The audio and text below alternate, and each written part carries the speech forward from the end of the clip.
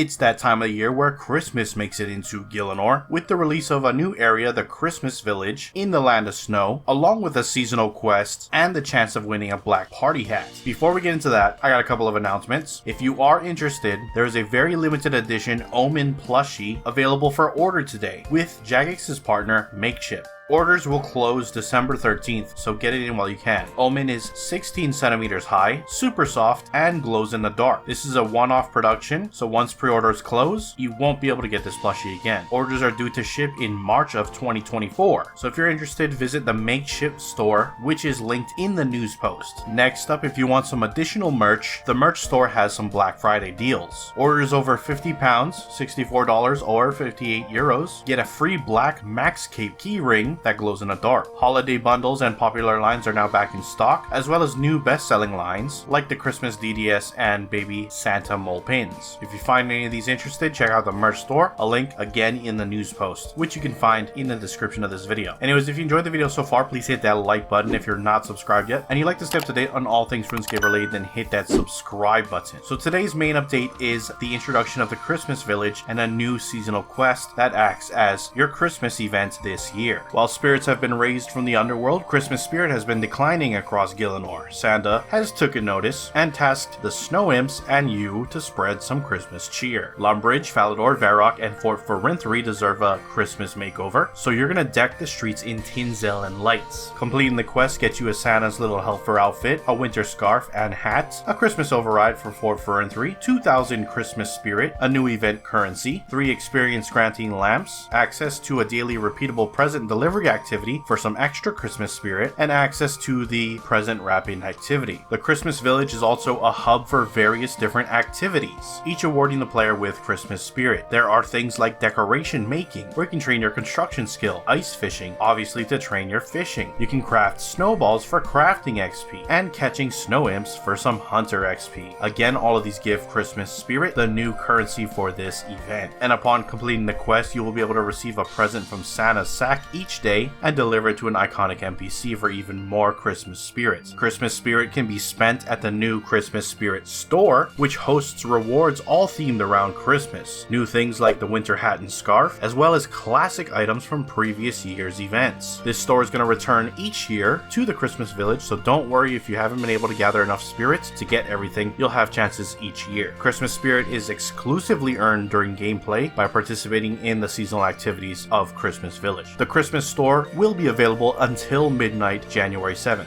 Up the hill from the village, you'll find Santa's own lodge, where he will come out and give gifts to anyone who's on his nice list that week. Each week we'll have a brand new Christmassy cosmetic to collect with some special features, including a completely color customizable peppermint outfit. You can also earn different colored winter scarves and hats. Collecting all colors will allow you to unlock the Omni Winter hat and Omni Winter scarf. Like the peppermint outfit can be color customized. And yes, the Black Party hat is a very rare being introduced with today's updates. If you have something called a nice point each week, you have a chance to get the Black Party hat as a drop. All players who collect nice points in any given week can potentially get the PHAT. You only need to earn 1 nice point per week by delivering 3 letters, which we'll talk about in a moment. But every point you've earned after that week will give you an additional chance. This will be extremely rare, so if you do manage to grab yourself a party hat, celebratory sets of fireworks at the lodge, as well as a broadcast, will go out to that world. Even if you do not get a party hat, anyone earning a nice point within that week will receive one of the Christmas cosmetic gifts from Santa. Jagex will be monitoring the drop rate of the Black Party hat to ensure it's just right. If they need to make any adjustments, they'll let us know. In order to cash in these nice points and ultimately get the chance at getting a party hat, you'll need to go to Santa's lodge. He will arrive at the lodge at 8 p.m. game time each Sunday and stay for 2 hours until 10 p.m. game time. During this time, you're able to enter the lodge and collect your weekly gifts from Santa. A 30-minute timer of his arrival will appear beforehand, giving you time to show up at his lodge. If you are unable to attend during his arrival, you will find your gift in the sledge just outside the grotto, so don't worry if you're not able to make it when he arrives. Next, I'll talk about the letters to Santa. Every day, players will be able to gather up to 3 letters and post them in the Windtubber post box just outside of Santa's lodge to earn a nice point. You can earn these letters by speaking to Clementine outside outside the lodge by completing all of your daily challenges and passively while completing seasonal activities in the Christmas village. You'll get 1 letter for each of these steps. If you missed a letter, you'll be able to pick up a replacement in the Christmas Spirit shop for 400 Christmas Spirit. Also, the Secret Santa system is back by talking to the igloo in the Christmas village. You can anonymously donate items or coins to your World Secret Santa gift pool. Donations can be anything you'd normally be able to sell on the Grand Exchange, with the notable exception of bonds. In return, you'll be able to draw from the prize pool once every 2 hours. Lastly, there is a giant present beside that igloo. From Christmas Day, December 25th until January 4th, you'll be able to crack open this and see what's inside, but it is a mystery, so we're gonna have to wait till Christmas Day to find out. Anyways, that's pretty much all you really need to know for the Christmas event this year. We're gonna now shift on over to the patch notes and see what's been changed with today's update, so let's check it out. Looking at Vorkath, Battle of Fern 3, they changed the buy limit of his spikes from 10 to 100. The grouping system's now functional as intended. Players should now have no issue grouping up as long as they've completed the story mode. Fixed an issue preventing the Salve amulet from working on the Horde phase mini-bosses during the Battle of Fern 3 boss fights. When rejoining the Battle of Fern 3, the player is less likely to be spawning on poison pools. They made a small tweak to Vorkath's zonal Ice Breath attack. It's now possible to dodge damage by stepping into previously target area at the right moment.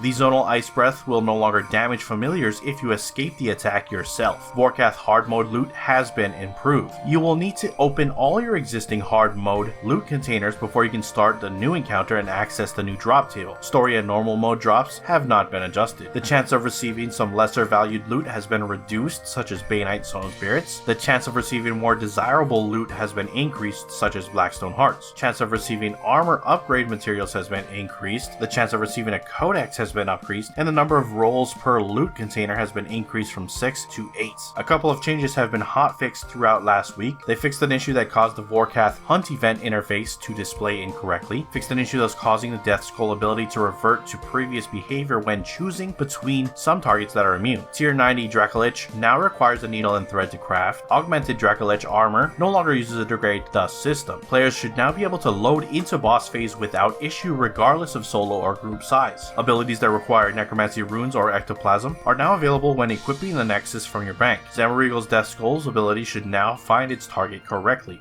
Moving on to some general changes, Spencer the Imp's UI that showcases previous and upcoming winter updates has been refreshed to a more modern style with the title of Festive Releases. Text on the signposts are now larger, bolder, and easier to read. They've unwrapped and removed the blue present that was hiding under the snow near Spencer. And lastly, portable stations can once again be placed inside Fort Fern 3's workshop. That is it for your patch notes. Links to everything discussed in this video will be down in the description below. Head on over there, check them out if you wish to do so. If you missed last week's video, it's on screen now. Check it out there, and if not, I will see you with the next news updates. Till then, I am out. Aloha.